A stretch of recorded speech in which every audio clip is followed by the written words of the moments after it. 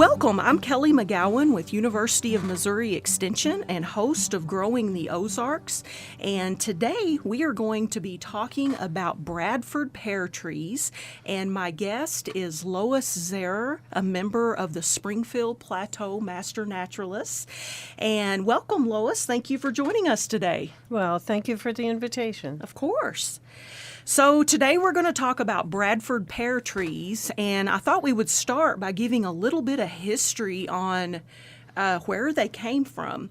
So Bradford pears, sometimes called Callery pears, showed up on the landscape scene in the United States, about 30 years or so ago, and they were originally thought to be the perfect landscape tree.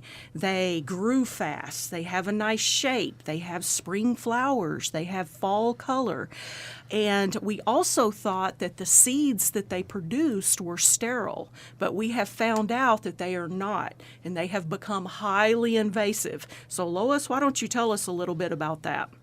Well, these trees take up space and nutrients and things that native trees could be using.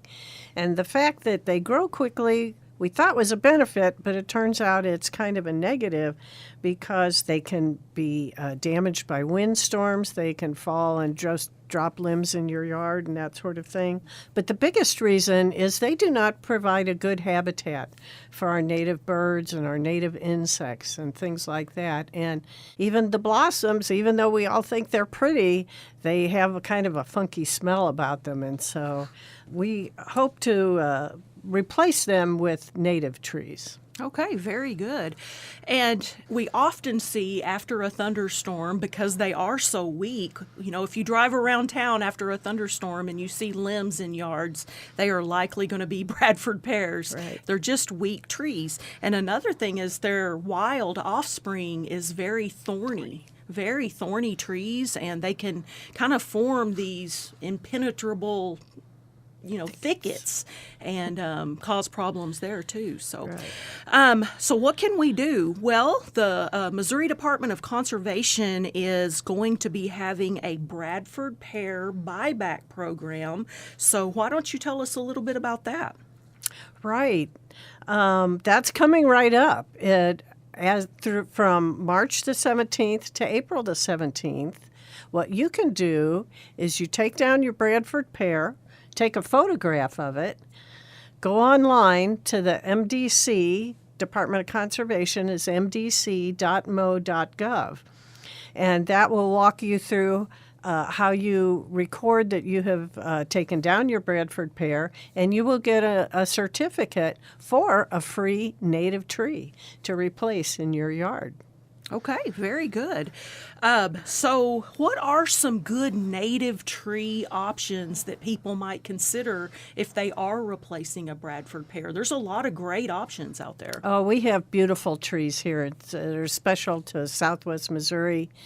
One of the things that the people thought they liked about Bradford pears was that they bloomed early and they had a pretty white blossom. And so there are loads of native trees that are good for our habitat and our environment, our temperatures here, and that sort of thing. One of my favorites is the serviceberry.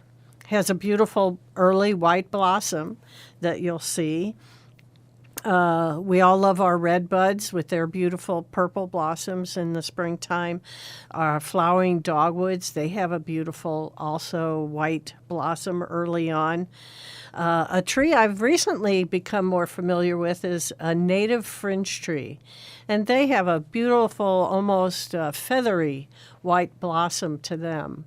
And these are trees that are going to grow nicely in your yard. And like I said, they're going to be adapted, and they're going to be great host plants for pollinators. We all like our butterflies around and beneficial insects. Those insects are beneficial for the birds that we like to see as well.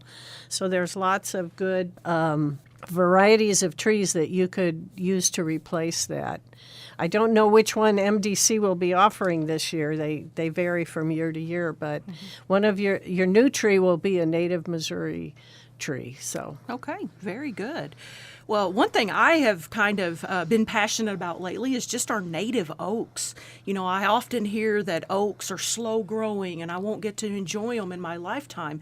But if an oak is planted properly and cared for properly, you know, it'll grow faster than people realize and provide a beautiful tree and habitat for wildlife.